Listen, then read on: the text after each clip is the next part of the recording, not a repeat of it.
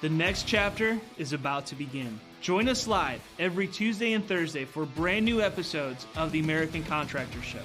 Our mission is to bring you the latest tools, innovations, and knowledge to help you become the most informed contractor in your market. Knowledge is the ultimate power, and we are connecting you with the most knowledgeable minds in our industry. Make sure to subscribe so you never miss an episode. American Contractors, I hope you're ready. This one's for you.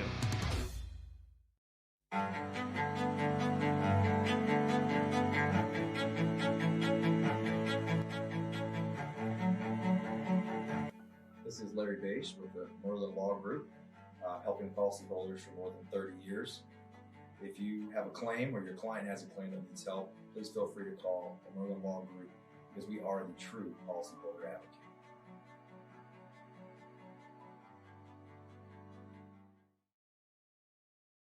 C3 was eager to help us, and even whenever we weren't giving them work, they were still eager to give advice. The things that they were putting out for the changing from DMO to RFG and giving that to the industry and not charging anything for it, I thought was really cool. And that's stuff that I, as a contractor, appreciate. I'd recommend C3 to any contractor who's looking for a PA, especially if you're around Colorado. Great guys, man. I'm nothing but happy with the work they've done for us.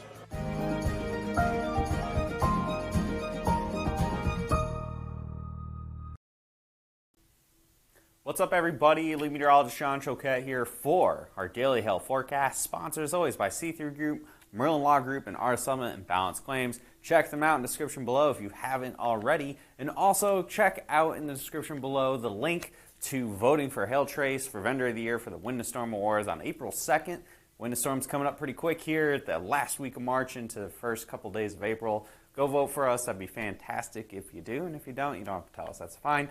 And, of course, we have severe weather today. That's what I had in the title. It's possible in Minnesota, of all places. I didn't expect the first half of March to have a risk in Minnesota, near the Minneapolis area. But here we are. 2021's proven to be interesting. And it's the first day in a series of days that we're going to have here of severe weather possible. We're going to kind of break it down day by day up through about Sunday. And there's even a chance for stuff going into next week as well. So possibly for quite a bit of activity, we're going to go ahead and break it down, jumping right into that forecast for today. The best chance for hail, I think, is going to be Minneapolis, specifically in the southeastern sections of the metro, so like the St. Paul area and just south of there, and then possibly down close to Rochester. Could see some hail, $quarter to $half size, maybe even a couple ping pong balls mixed in there. Again, it's March. It's 40 degrees right now up in Minnesota.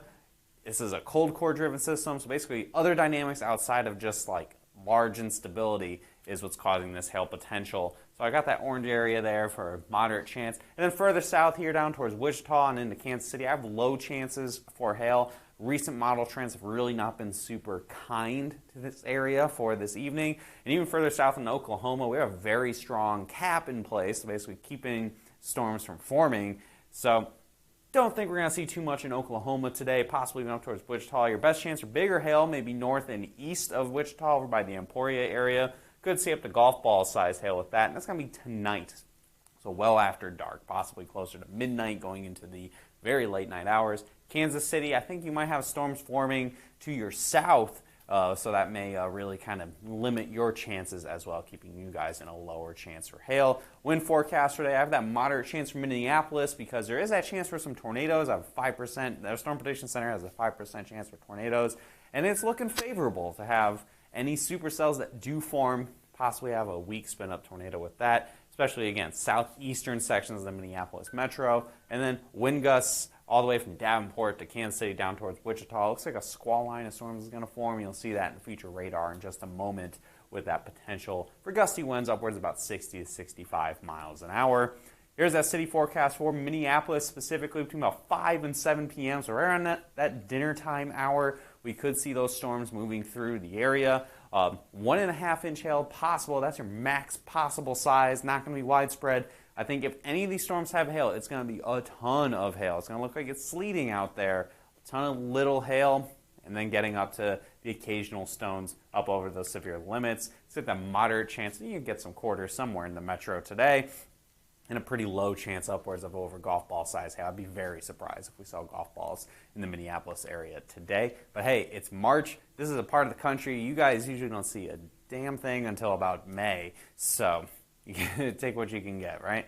So there's that future radar. You see those supercells. It moves through pretty early in the run there. And then more prominent, you see that line of storms as the storm system is really kind of pushing a lot of forcing to cause a lot of activity to form. That's going to be more of a wind threat than a hail threat as it's pushing across Iowa into Illinois, Missouri, Kansas. But that main hail threat in this view here is going to be over right close to the Minneapolis metro. And then also looking here for the closer to Oklahoma and Kansas regions, you can see storms forming, and this is going to be late tonight, so these storms are forming near midnight. And then for this particular area here in southeast Kansas, the chances for hail is going to be less through a squall line that forms. This looks a little too overdone from the model. I think there will be some more isolated activity, and also the fact that whatever the tail end storm is going to be, I like to call the tail end Charlie, that could have your best chance for some hail, possibly upwards of golf ball size. So areas like Chanute and Pittsburgh and all that in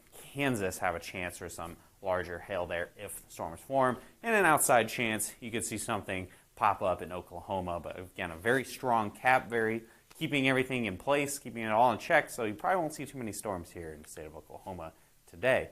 Tomorrow is a different story for your Thursday. We could see activity. This is probably, again, primarily in the nighttime from about Altus to Oklahoma City to Tulsa, the I-44 corridor from about Springfield down to the end of I-44 and into parts of Texas. Could see some storms forming in the evening hours into the overnight. Could have upwards of $50 size hail with that.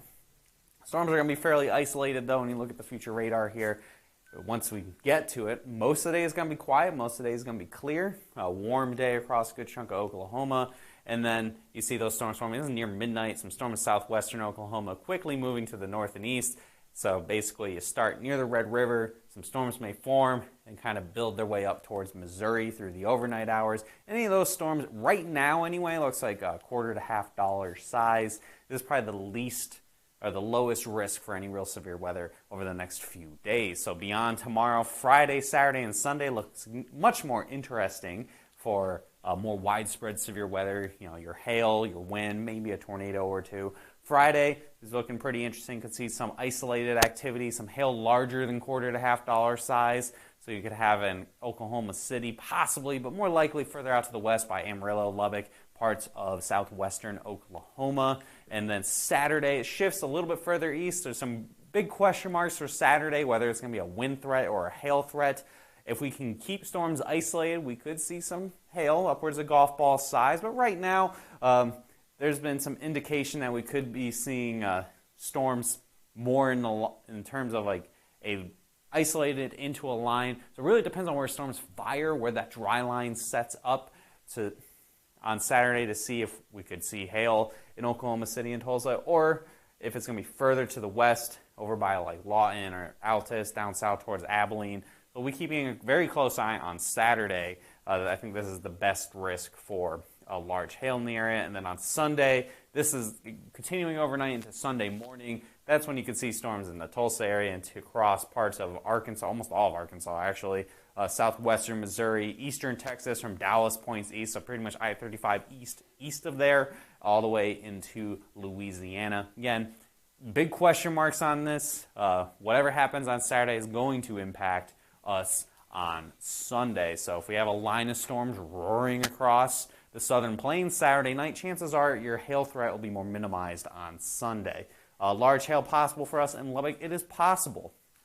On Friday, it depends on where we have the dry line, the boundary that triggers the storm sets up. Right now, it's looking to be around the Amarillo-Lubbock area. If it's just east of there, then no, Lubbock's not going to see anything. If it's just west of there, then yeah, they might actually have a decent chance of seeing storms. Tune in to us tomorrow. We have a better idea for your Friday, and of course, Friday's forecast as well.